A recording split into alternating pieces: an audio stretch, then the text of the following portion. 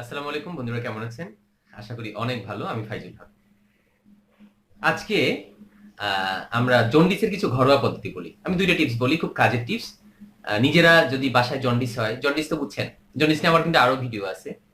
Normal অবস্থায় jaundice মানে হচ্ছে যখন চোখ আপনি দেখবেন সিম্পটম, চোখের যে সাদা অংশটা আছে, সাদা অংশটা হলুদ হয়ে যায়, হ্যাঁ? নখ হলুদ হয়ে যায়, হাত হলুদ হয়ে যায়, চেহারার মধ্যে একটা হলুদ হয়ে যায়। মানে রক্তের মধ্যে বিলিরুবিনটা বেড়ে যায় আরকি।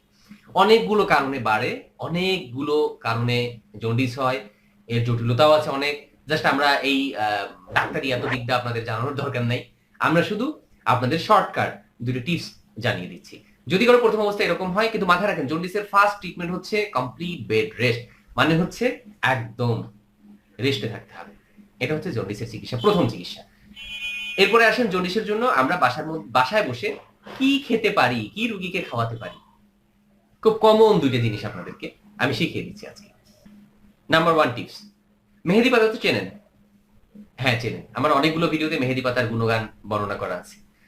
মেহেদি পাতা, এখন তাজা মেহেদি পাতা নিতে হবে ১২ গ্রাম। আর পানি নিতে হবে হচ্ছে ১৮০ মিলিলিটার। এই মেহেদি পাতা ১৮০ মিলিলিটার পানির মধ্যে সিদ্ধ করতে হবে। ভালোভাবে কষলে নেবেন। মেহেদি পাতাটা কষলে নেবেন, কষলে পানিতে সেদ্ধ করে নেবেন একটু। সেদ্ধ করে ছেঁকে সকালে খালি পেটে প্রতিদিন ১ বার। খুব সহজ না টিপসটা? ২ নাম্বার টিপস। গুলঞ্চ। গুলঞ্চ নিয়ে কিন্তু এর আগে ভিডিও আছে। ভিডিওতে ছবিও দেওয়া আছে, দেখে নেবেন। হ্যাঁ? গুলঞ্চ নেবেন ৩৫ গ্রাম। তাজা গুলঞ্চ। ১২০ পানির মধ্যে সেদ্ধ করবেন। সেদ্ধ করে আপনাকে কিন্তু এটাকে অর্ধেক নিয়ে আসতে হবে। ১২০ থেকে আপনার ৬০ পানিতে নিয়ে আসতে হবে।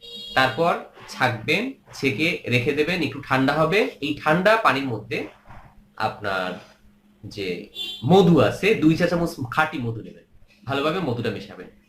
মিশিয়ে খেয়ে ফেলবেন প্রতিদিন ১ বার। আপনি খান ১৫ দিন। হ্যাঁ, ১৫ দিনের বেশি খাওয়ার দরকার নাই। যদি রেজাল্ট ভালো না আসে, দৌড় ডক্টরের কাছে।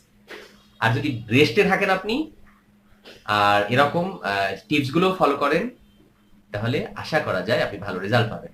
১৫ দিন থেকে ১ মাসও ব্যবহার করা যায়। কিন্তু অনেক সময় আসলে কি, এই জন্ডিসটা তো সিম্পটম একটা, অনেক জটিলতা থাকে এখানে। আপনি তো স্বাভাবিকভাবে বুঝতে পারবেন না যে এটা কি কারণে হইছে। এটা কি আদার্স কোনো সমস্যা আছে কিনা, এটা কি কোনো অবস্ট্রাকশন এর জন্য হইছে কিনা। এটা তো বোঝা যাবে না। এখানে অনেক পরীক্ষা-নিরীক্ষা আছে। লিভার ফাংশনটা দেখতে হয়, এজিপিটি দেখতে হয়, অন্য কোনো ভাইরাস আছে কিনা, হেপাটাইটিস আছে কিনা, ইত্যাদি, ইত্যাদি। অনেকগুলো বিষয় তো জড়িত থাকে, তাই না? এজন্য প্রাইমারি ট্রিটমেন্টটা এটা করেন।